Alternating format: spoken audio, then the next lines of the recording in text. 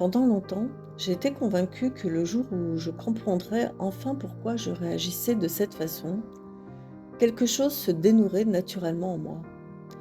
J'avais cette croyance très répandue selon laquelle la conscience suffisait à faire disparaître les vieux mécanismes, comme si le simple fait de mettre des mots sur une blessure allait lui enlever son pouvoir.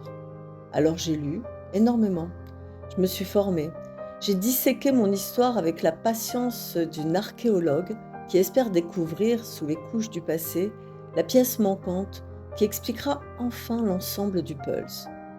Peu à peu, j'ai compris d'où venait cette peur de ne pas être à la hauteur, pourquoi je m'épuisais à vouloir être parfaite, pourquoi certaines paroles avaient sur moi un pouvoir si disproportionné qu'elles semblaient me faire perdre toute liberté intérieure. Et je dois reconnaître que cette compréhension n'a pas été inutile. Elle a apaisé une partie de la honte que je portais depuis des années. Elle a remis de la cohérence là où je ne voyais auparavant qu'un immense chaos. Et surtout, elle m'a permis de cesser de croire que j'étais simplement mal faite. Comprendre est une étape précieuse parce qu'elle redonne de la dignité à notre histoire.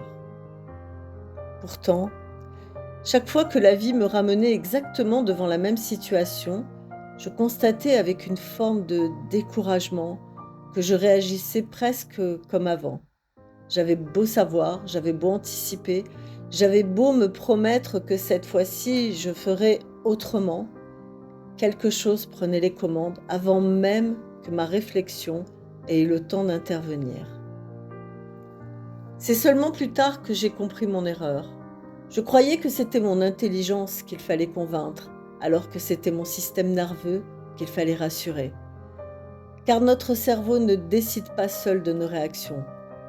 Il compose en permanence avec un corps qui, depuis parfois des dizaines d'années, a appris que certaines situations étaient dangereuses et qui continue de les traiter comme telles, même lorsque le danger n'existe plus. Notre système nerveux ne poursuit pas le bonheur, il poursuit la sécurité.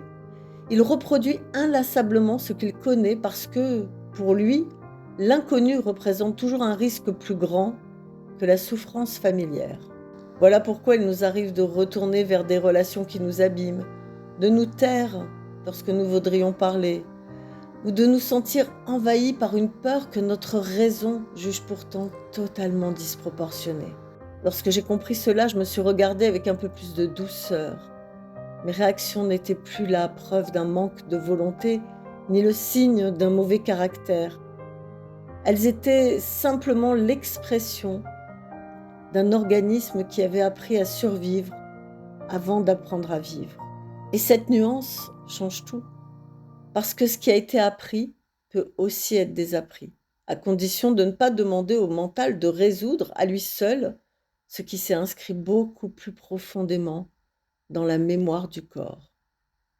Et dis-moi, toi, quelle est cette réaction dont tu comprends parfaitement l'origine, mais qui continue malgré tout de revenir frapper à ta porte?